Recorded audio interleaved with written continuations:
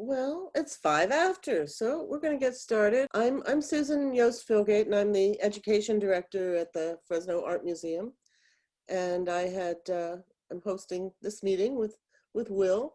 I actually curated his exhibition, but I just wanted to go over some housekeeping things right now. I wanted to just ask that everyone keep their microphone on mute. We will have time at the end for some questions, we hope. And you're welcome to put any of your questions or comments in the chat. And we'll probably get to those first once Will's done speaking.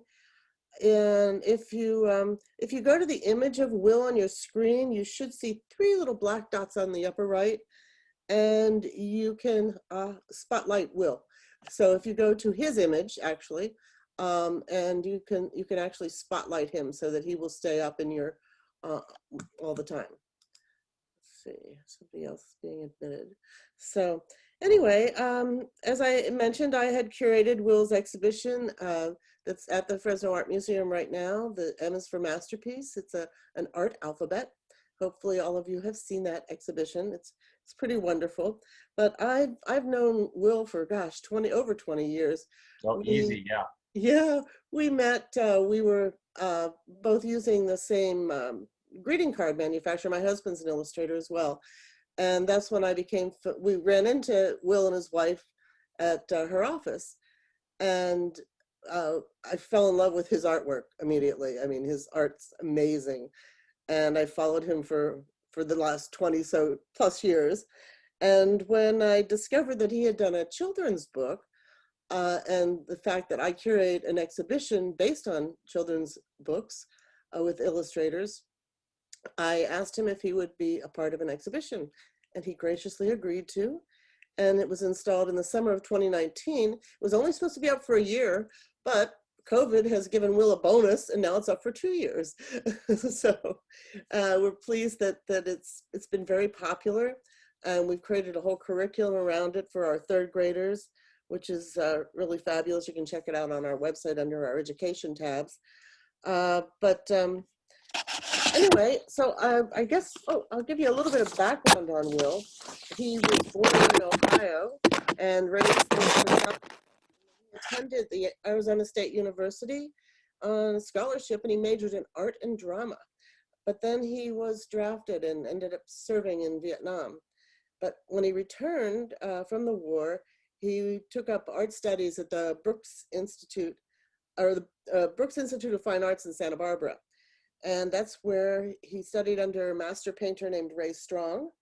And there he also met his wife, Claudia, who also is an artist, and I think his muse in many ways. Indeed, indeed. And he's a signature member of the American Watercolor Society, the National Watercolor Society.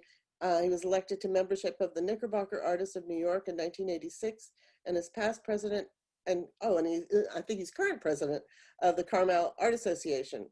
And he's exhibited twice at the National Academy of Design in New York. And in 2007, he received the Mario Cooper and Dale Myers Medal from the American Watercolor Society for his contributions to watercolor. And he lives and creates in his Carmel Valley, California home, just across a meadow from his grandchildren. So I would like to introduce Will Bullas with great pleasure. Thank you, Will, for joining us today. Well, thank you. It is absolutely my pleasure to be here, and I want to thank the Fresno Art Museum for giving me this opportunity. And it's interesting how it's expanded over time and with the extra year, and I am so fortunate to have this happen. I get asked a lot of questions about my artwork, inspiration, etc., and where things come along. And so this PowerPoint that I'm about ready to show you will take you through all of the steps, and also a good deal of the artist secrets and some of the tools I use, and adaptation that I've used. I've been inspired by other artists who have used similar tools. So Susan, if it's okay, I'll go ahead and start this PowerPoint. Yes, go ahead and get started. Is this okay? Yep, absolutely. Okay, here we go. Okay, some of us older artists will recognize this image that's on the screen now. I think younger artists wouldn't have a clue exactly what it is. But anyway, so we'll move along here. Again, I want to thank the Fresno Art Museum for giving me this opportunity. I'm learning as much as everybody else is. And one day I think this is going to be second nature and an added bonus for museums and art organizations across the country, in fact, across the world. And that's kind of neat and fun to think about the world instead of just our local community. Okay, we're going to move on here. And this whole thing is kind of referred to as, I get a kick out of it, just add water. Okay, now it's anything that we artists do starts out usually a learning and training experience, and then after a while and working with tools in a certain medium like watercolor, it becomes second nature. So then the images and getting the images down on paper or a board. I work on an illustration board, and I'll show you some of that stuff. Okay, now how does it all begin for me? It starts obviously in my studio. And it begins with a concept, and it could be 3 glasses of wine into a bottle of wine that gives me a little idea for a concept, or certainly perhaps an idea. I watch a lot of television. Old movies are my favorites, and especially old British movies where I get some great slangs and comments, and a lot of my titles come from there. Okay, now I start out with getting an idea or a concept. There are 2 types. Okay, the one type is self-inflicted, and I'll show you what that means exactly on the way. And the other one is structured. Okay, let's start off. I usually begin with a thumbnail, and that's usually a quick mental note in one of my sketchbooks. And I have sketchbooks with me no matter where I go. And it's a combination of journal and sketchbook, and that's invaluable for me. Here's a typical quick sketch thumbnail I made because I had gotten a call from a local organization here. I'm also an honorary member of the Pacific Grove Rotary here, and every year I do a special poster for them. And they gave me an idea. In this past year, they were celebrating, and they always have usually a high-end motor car sponsor. And this year would happen to be a Cobra. I made a couple of quick notes. And then I needed to know that I needed some scrap. So I went to the internet, which is an invaluable resource for we artists as far as getting scrap. So the 2018 car happened to be the Cobra. I'm not a car guy, okay? To me, a car gets you from point A to point B, but these people are really into it. So I found a gentleman who had several Cobra cars, and I called him and told him what I was doing. Could I come and take some photos? So I took some photos of his Cobra car, and at the same time, I wanted to do a background because this car show happening on the Monterey Peninsula that we affectionately call Auto Week, and it happened, this year was canceled out for obvious reasons. But at the time, I had gathered some scrap, and one of the scrap pieces that I wanted to use in the final poster was the logo for Cobra automobiles. So I did a couple initial sketches and so on, and then I wanted to use a mongoose because to me it would seem logical that if you do a Cobra, you need a mongoose around somewhere. So I added a mongoose to the into the mix, and the Cobra people said absolutely not, because apparently mongoose was a British version of the Cobra. So I had to go back and again to the internet to find some Cobras, and I found this gorgeous King Cobra. And so I adapted a drawing of him, of this Cobra, and kind of adapted him to this drawing of the Cobra of the automobile, with my sketch of the background of the Pacific Grove trees and so on. And then I moved on and I combined the 2 of those, and here was the finished painting before I added any graphics. And then I added graphics to that, which was the Pacific Grove Concourse Auto Rally that they have every year. This year, or 2018, happened to be the Cobra. And prior to that was a Jaguar, and I called it Team Jaguar. And what's nice about this is I always turn this into a metal, and certainly you people have done printing on metal or aluminum and so on. And I've done this and then donated that to as a fundraiser for the Rotary, and it's been very nice. It's been a lot of fun. It's also stretched my knowledge of automobiles. A couple of years ago was the BMW, and this is a picture I did for the BMW, and added a couple of German dogs to it and so on. Okay, now back to the concept we were talking about. Now the self-inflicted concepts are my favorite because those are the ones that start from the ground up. Whether I was watching a television show or came across a picture of Old Blind Pew from Robert Louis Stevenson's Treasure Island. And I thought that was intriguing, and I wanted to do something along that line. So I have set up here in my studio, I have a drape that comes down from the ceiling as a backdrop, and then my wife takes all the photographs for me, and I do a lot of posing, and it kind of fits in on this costume play that so many people are into these days, and it's a lot of fun for me. I've always enjoyed that. As Susan told you, I was a drama major at Arizona State University eons ago.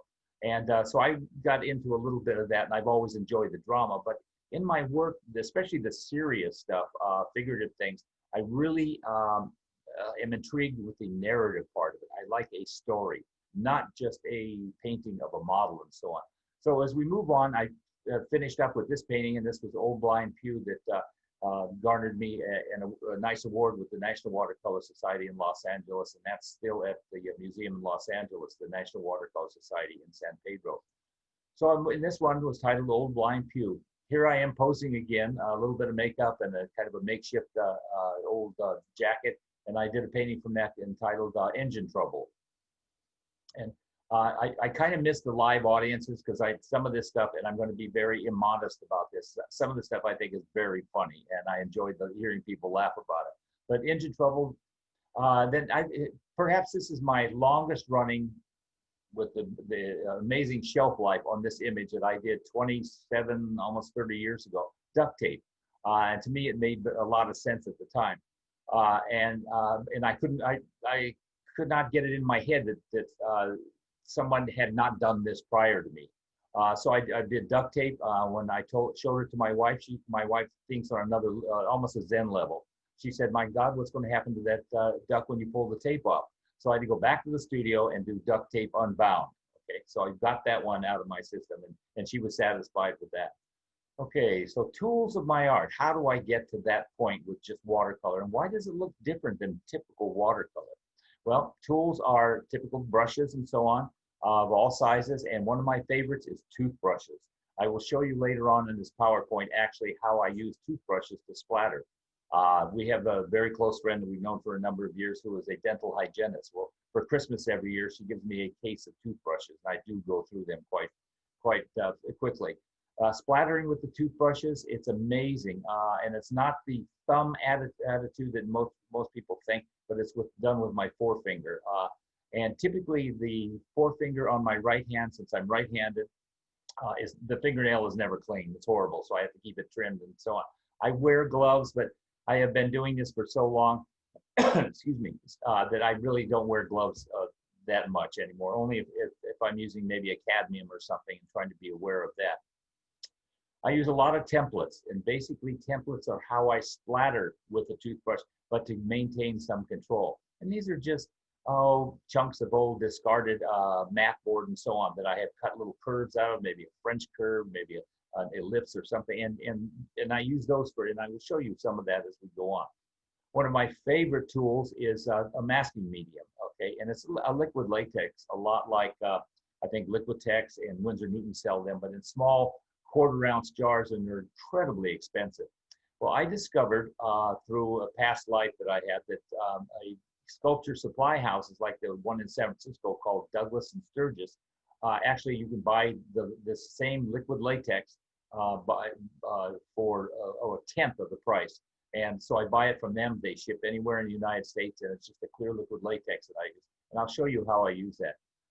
Another favorite tool is sponges of all sizes and shapes.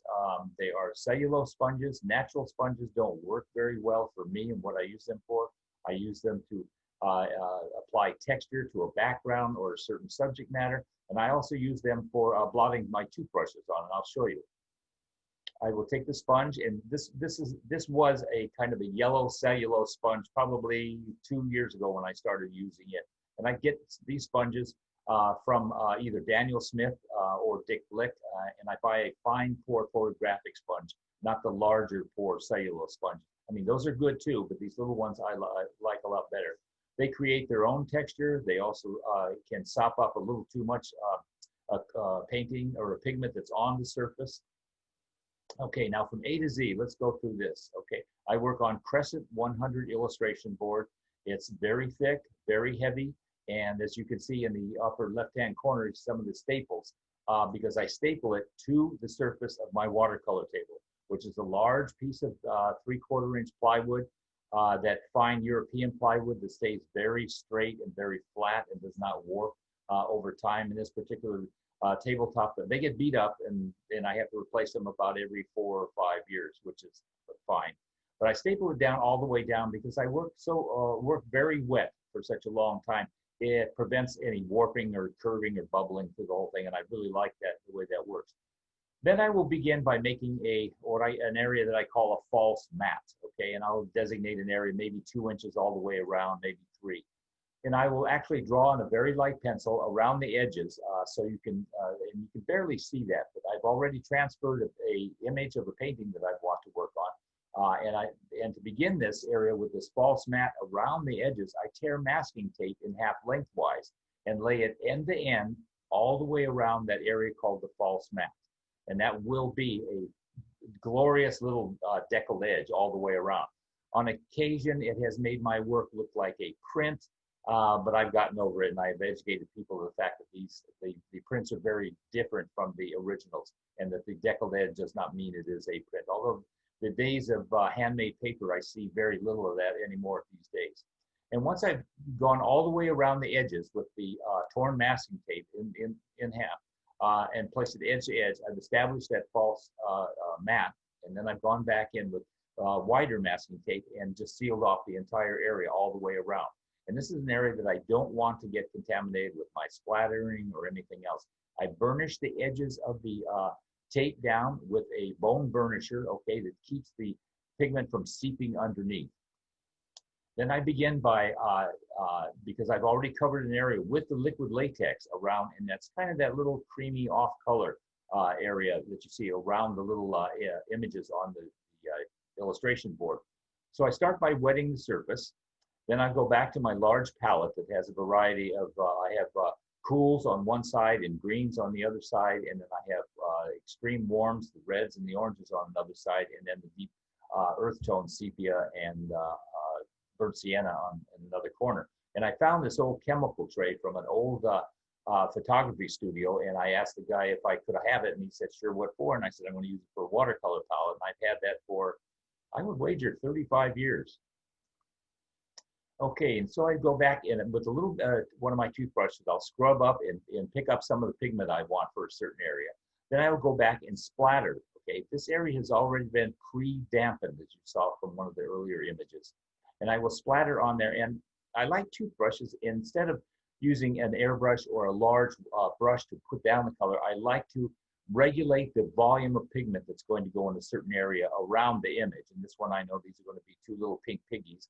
So I'm using a cadmium and a burnt sienna to establish the basic color. Once I get it down, then I will go back with a larger brush and just kind of feather it everything a little bit, so it feathers those little dots of pigment.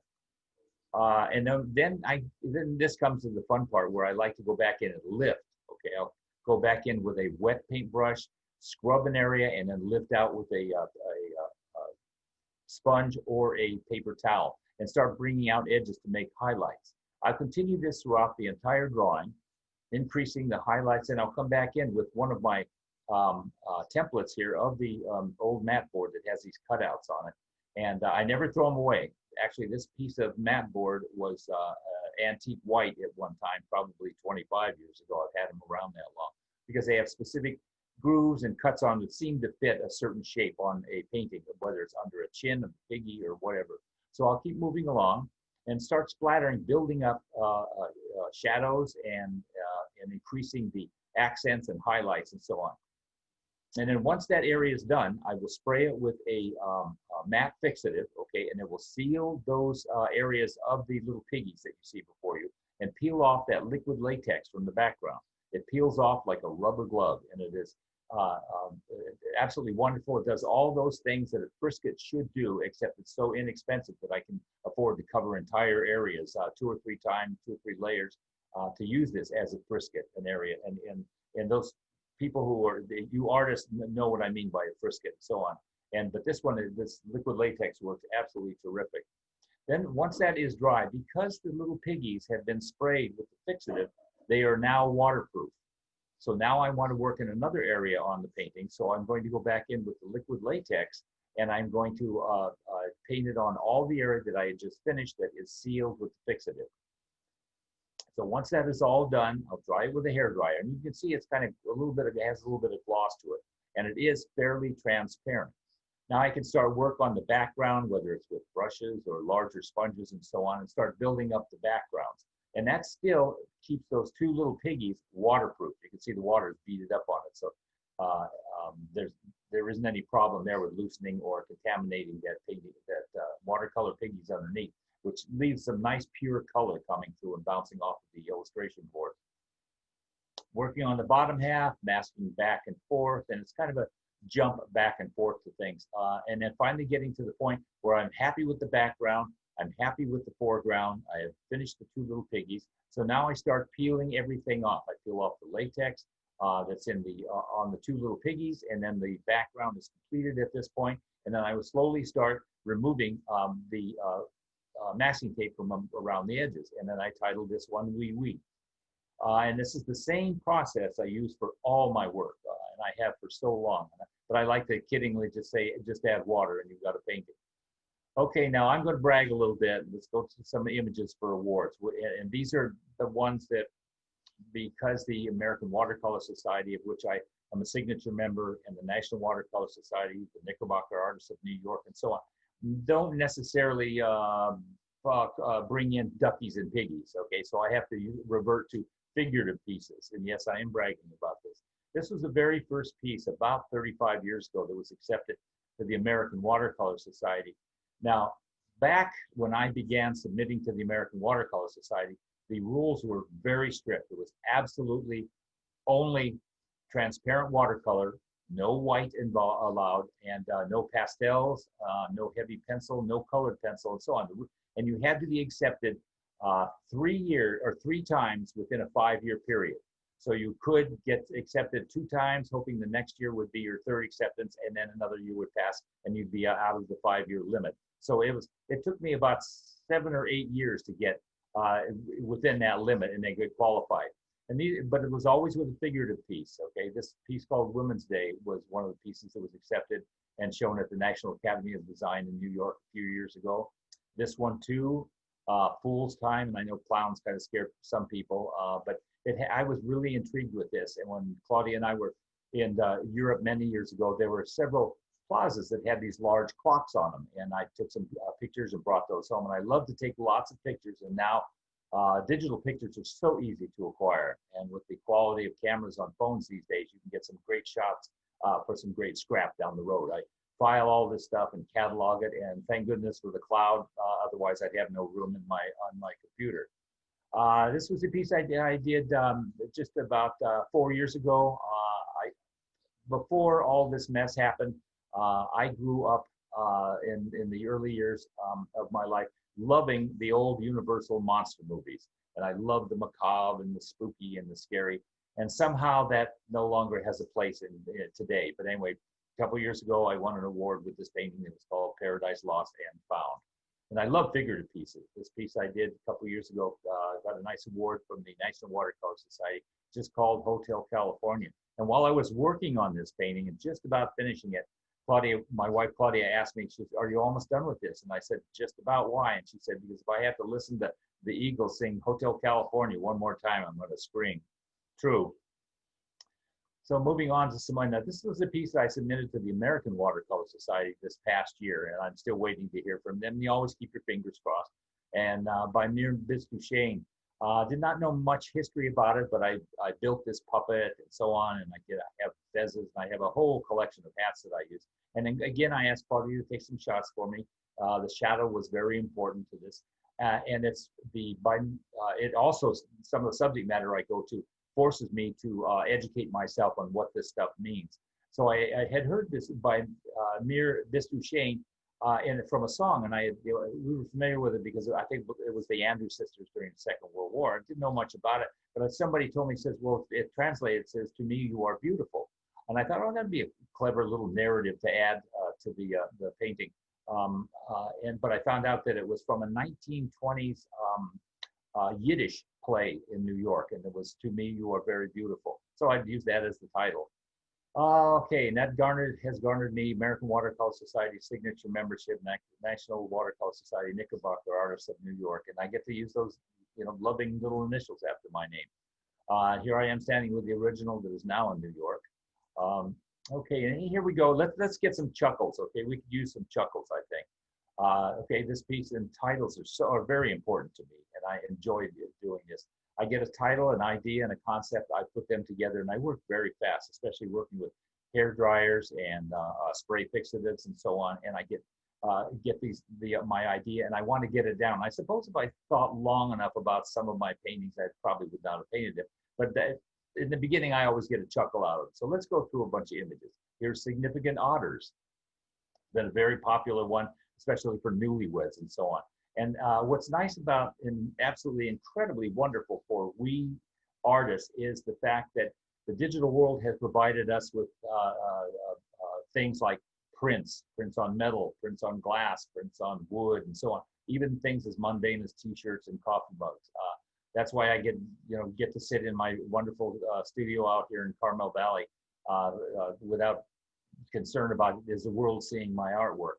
And it's fun that way because it goes on, it gives it a shelf life that when I graduated from art school back in 1972, would never have even conceived of doing a T-shirt, let alone a coffee mug of any of my work. After Claudia and I finished art school, we both moved to the Monterey Peninsula in 1974, and we've been here ever since. We had a studio in San Francisco for several years, but we abandoned that after about 10 years, and now we're back here full-time in Carmel Valley. And one of the first commissions I got was from the Lodge at Pebble Beach, and most people have heard of this, and this was quite some time ago in 1983, and this was the painting that they accepted for their commission for their poster, and they used that for a number of years.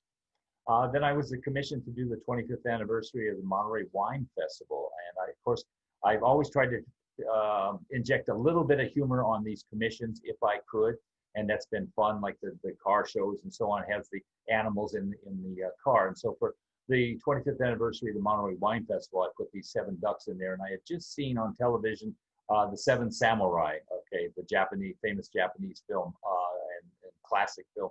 And so I just called these guys the 7 sommeliers, which is kind of fun, and I've always had that kind of fun. For about almost 20 years, up until 1918, I had done the posters and the image for the Monterey Jazz Festival, the Jazz Bash by the Bay, which I think they just celebrated their 37th year. Anyway, it's always been fun because I've had to, and I'm not a musician, okay, and I don't know much about musical instruments and so on, so I had to do some research. And so it's a place where I could feel comfortable. And obviously, the sea otters are a big emblem of the Monterey Bay area. And so I used that in this, and for the final poster for the public, ended up with this. And it also ended up as donations to help because they have a wonderful youth program, as the Fresno Art Museum has a wonderful youth program. It always focuses on the next generation of our artists that are coming up, or people that should be exposed to art. I was commissioned by the Monterey Bay Aquarium to do this painting of the sea otters, and of course I have to put a little bit of humor in there, and that's one of the fun things that I like to do. This was a fundraiser for elephants, and I wanted to get it to impress people that elephants were more than just large lumbering beasts in deserts somewhere. And so I called this one E is for Elegant, and it was a fundraiser to help stop the slaughter of elephants in Africa. Came up with this concept, and I was thinking about cats at a bar and how popular cats are and everything. And we do have 2 cats. I'm surprised they're not here right now. But at any rate, so I came out and I did this little thumbnail. That thumbnail developed into a final painting that was called the Cadillac, okay? And there's even a duct tape coffee mug on the cat on the left-hand side there. Okay, and then here's another sketch, a thumbnail that I did because I wanted to do the great white. Sorry about the phone ringing. Just rip it out of the wall, Claudia, and throw it across the room. Okay, so this was a piece that I conceived of doing the great whites. So here's the final painting from that. Just having kind of fun, kind of invoking a little narrative and so on. And using all the same techniques and so on. And here's Beethoven's 5th, but then I like to add a little bit and 6th. Okay, this piece is called Baked Potato. Obviously, I'm not trying to teach people how to read, but at any rate, a friend of mine up in Idaho who's known for these giant baked potatoes made a comment to me. He says, have you ever done anything with a baked potato? And I said, no, but I will. And I certainly take ideas from friends.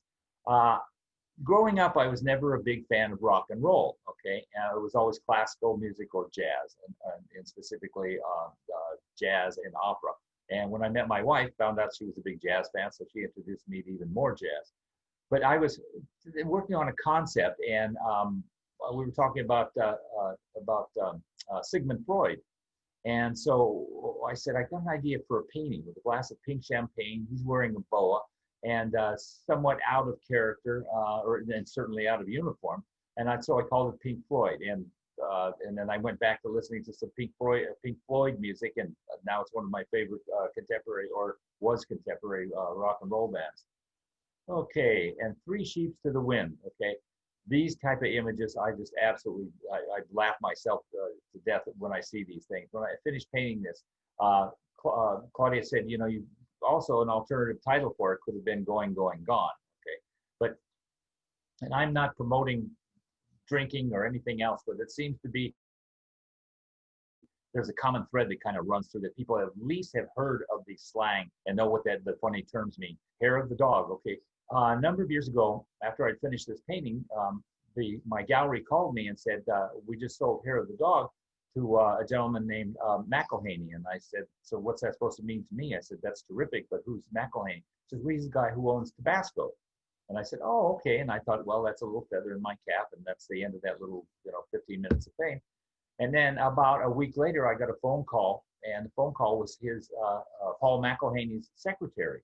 She said, Mr. McElhaney would like to talk to you. So I got on the phone. And I said, yes, sir. What can I do for you? He said, well, I bought your painting of Hair of the Dog, and it's got a Bloody Mary. And so he says, is there any way I could send it back? And I said, absolutely. I said, what's the problem? And he says, well, could you add a little bottle of Tabasco to the painting? And I said, sure, not a problem. So that access that I had to the client, it resulted in 8 more commissions for Paul McElhaney, and it was a great relationship. He would give me titles or the names of certain cocktails that required hot sauce to go in, and then I would do a painting that was apropos for that. And I had a great time with him. That relationship went on for about 10 years. Did a little piece, Yappy Hour. Okay, I just can't resist. Play words and so on. I did this my napkin manufacturer. Yes, cocktail napkins. She said, have you ever done something like this? And she gave me the information. I said, I hadn't, but I think I've got a good idea. So I called this one pond James Pond. I still think it's one of the funnier paintings. How about the Tipsy Chicks? Or Bipolar. In fact, when I did the Bipolar Club, I showed this to my wife for her critique, her final critique, and she says, I don't know, I think you're going to get some pushback on this because of people who have or who suffer from being bipolar.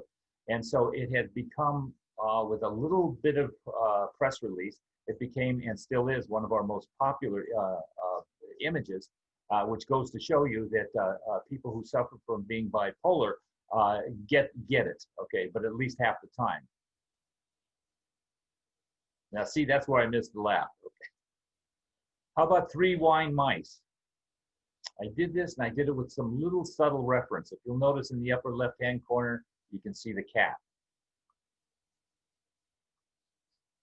Ostracized, not a word that I use a lot, but when I heard it, I couldn't think of anything but ostriches. And then this little, perhaps you're familiar with that little dunking bird, okay?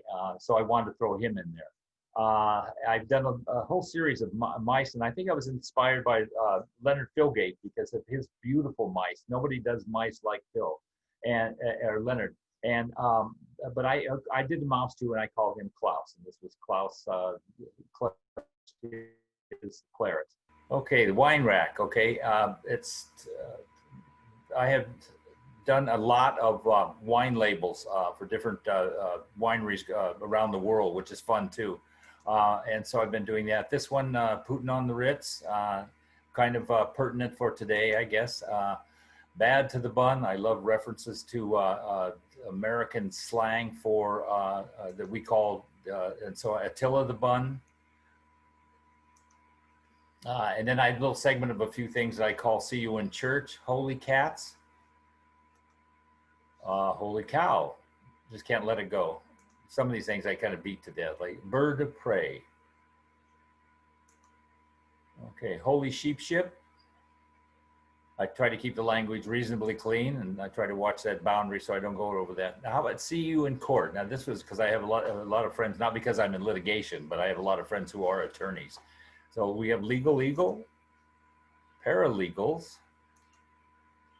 legal briefs, Court of Appeals. Now, I've got a quick story on this. I did this piece probably 15, 16 years ago. And it sold to a client, and then I got a call from my note card publisher, from Barbara. You know her, Susan. And she said, you know, I've got a piece of mail here addressed to you, but with a curious return address. Do you want it? And I only live 5 minutes from her office. So I said, sure, I'll be right down. So I went down to her office, picked this up, and I opened it up, and there was a sweet little note card inside that said, Dear Mr. Bullas, I've recently celebrated a birthday, and a friend had sent me a birthday card with your image, Court of Appeals, on it. I just have to tell you how fun I think it is. Sincerely yours, Jane Goodall. And I thought, you've got to be kidding me. And so I immediately framed it and put it in my studio and was so proud of it. And then 1 year later, to the day, and it was on a Sunday, I remember specifically because I was paying bills out of an imaginary checkbook. And the phone rang, and the answering machine picked it up, and it said, hello, this message is for Will Bullas. And I said, okay, and this is Jane Goodall. So I dove for the phone, grabbed the phone, and I said, Dr. Goodall, it's Will Bullas. What can I do for you? And she said, well, first of all, call me Jane. Okay. And so I have to brag to everybody that, yeah, I know Jane Goodall. I call her Jane.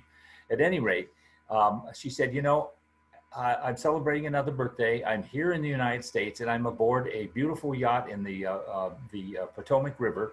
I'm celebrating a birthday. Friends have given me this wonderful birthday party, and I'm standing on the deck, and I'm looking up, and at the wheelhouse is the captain, and he's wearing one of your T-shirts, a duct tape T-shirt.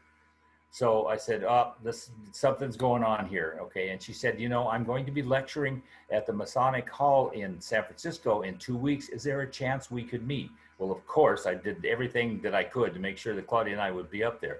So 2 weeks later, we were up there. We were escorted into the green room by one of her security people. And we sat and talked for 90 minutes prior to her going on to giving her lecture.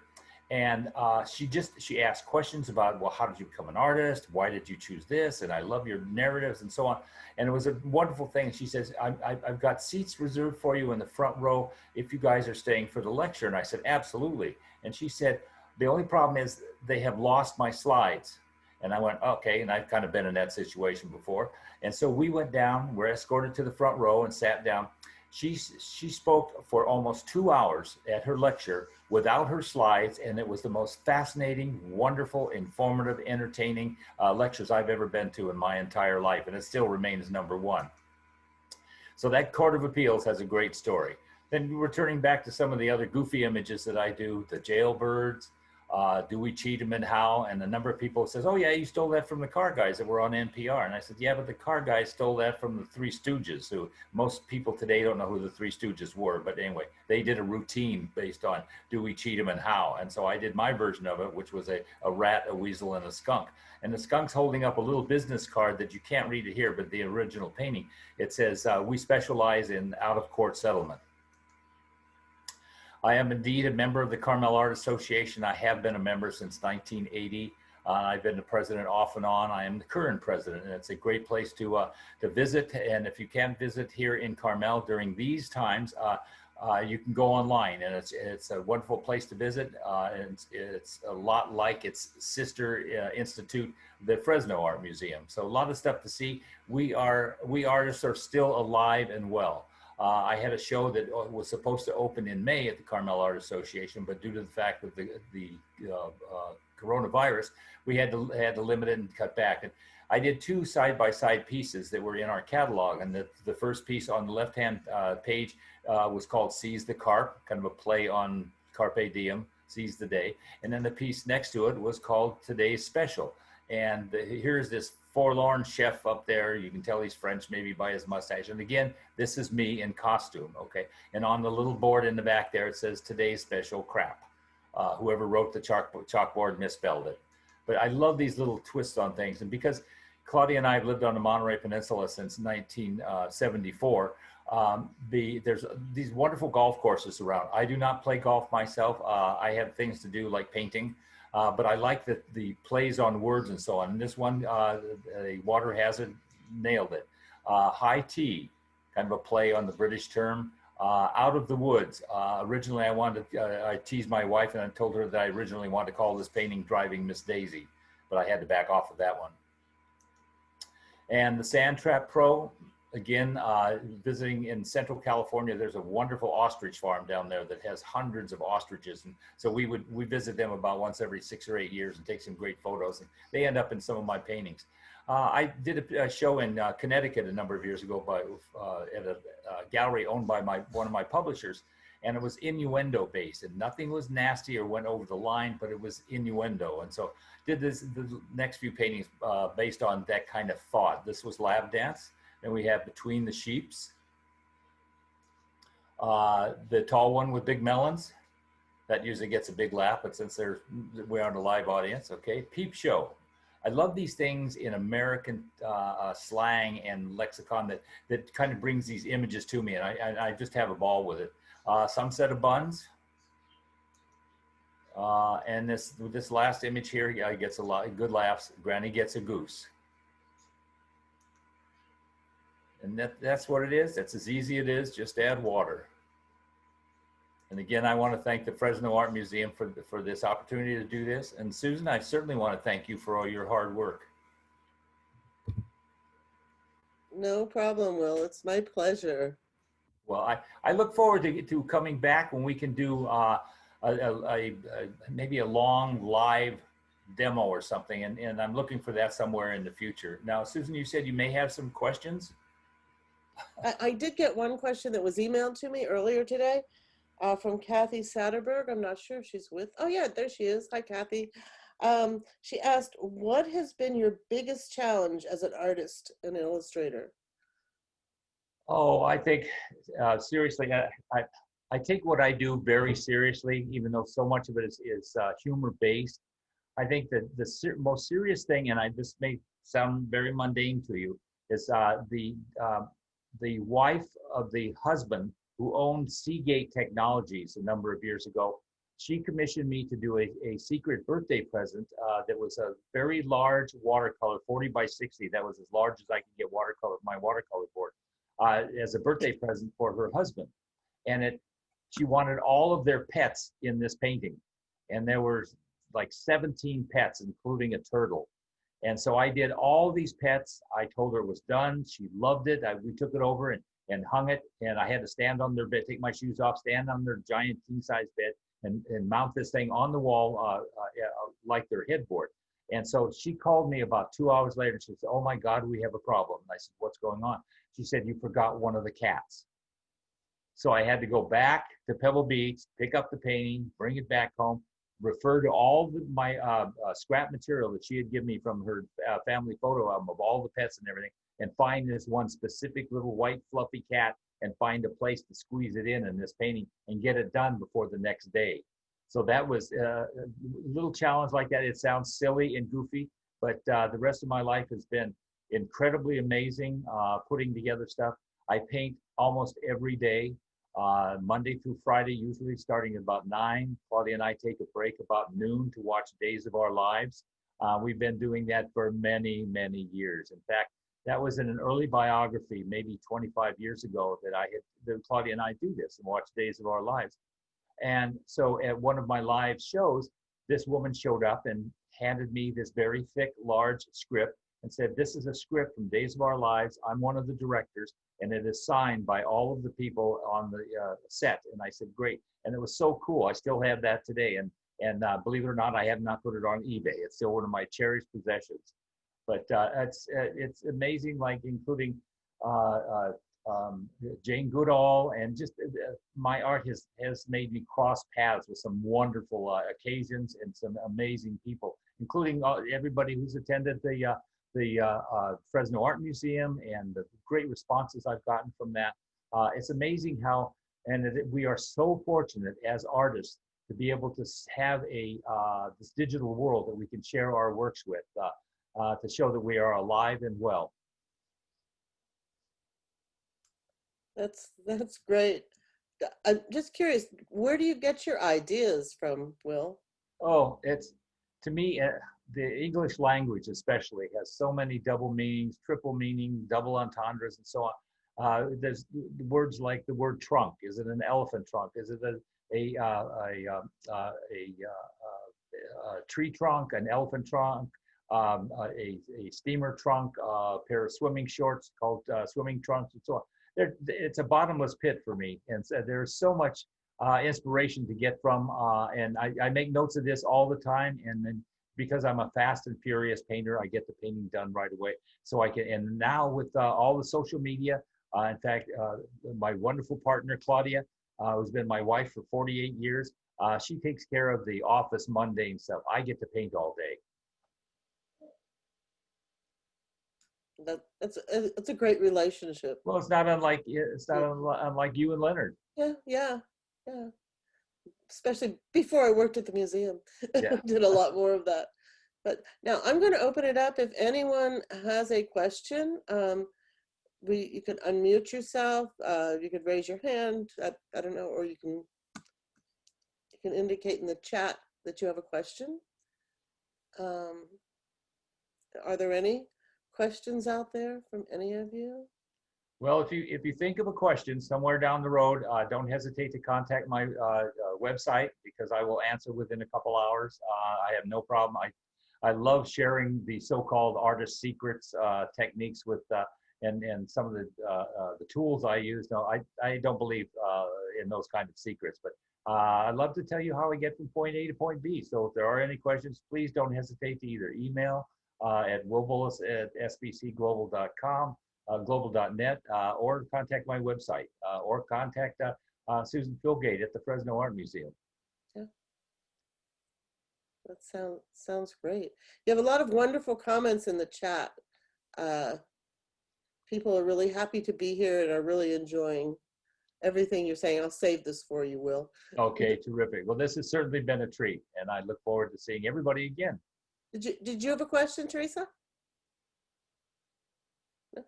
You're on mute, so No, I was muted, and I just didn't want to have the dogs up and down on my video, so I went to blank. I really enjoyed it, Will. Well, thank you. It was so amazing to see you show your process from start to finish there, and I really should have been hitting the laugh button every single time, because you have some wonderful humor. Well, thank you. Thank you for the kind comments. I appreciate it. Mm-hmm. Lots more to come out of Will Bullas. Lots more images. well, we're thrilled that you're a part of the museum. For 2 years we get you. So it was, oh, nice. Yes. I'm going to look at all that. I'm going to look at those images a little differently, knowing the techniques that you use to do them. Oh yeah, yeah. So it has a whole different. Wow, because I thought you used an airbrush. Oh no. Now I know you. I have a couple friends who work. I have a couple friends who work exclusively with airbrushes. They do some really incredible stuff. But no, I like the toothbrush. It leaves still some of those we watercolors like to call happy accidents. Okay, and if there's a blob here, it's, you know, people have said to me, well, watercolor is such a difficult medium. It's like anything. You work with it long enough, it becomes second nature, and then it's up to me to come up with the imagery that I can, since I know the tools and the tools are second nature, I then have to come up with some imagery to produce that. So I don't have any problem with the tools, and I don't use airbrush. It's a little too fine-tuned for me. Do you remember when you painted your first painting with watercolor, how old you were? Yes, I was 9 or 10. And it was my birthday, and my mother gave me a professional watercolor set. Okay, and how I knew it was professional was it came in a tin, okay, a rather large tin, not a small prang tin, but it was a Grumbacher Academy watercolors, and my God, they were in tubes.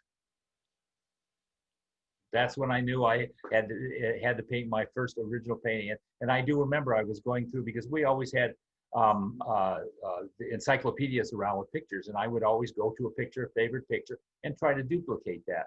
And so I would do just that, and I think it was a picture of the skyline of New York or something.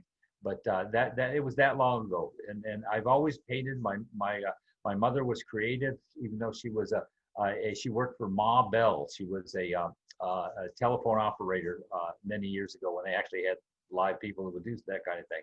And she always would paint in reverse on our windows at Christmas, whether it be the Three Wise Men or whatever it was. And so I was always fascinated by her being able to create something out of nothing, which is pretty much what we artists do, and which is pretty amazing. And we're pretty lucky to be able to do that. Well, this has been great, and I've really enjoyed it. We have recorded it, and we will have to do a little editing out of some things, but we will get it up on our website, hopefully within the next week. Terrific. And if no one has any other questions, we can. Okay, well, I wish you all well, be informed, and be safe. Thank you, Will. Thank you. You too. I will. Thank you. Bye-bye. Bye-bye.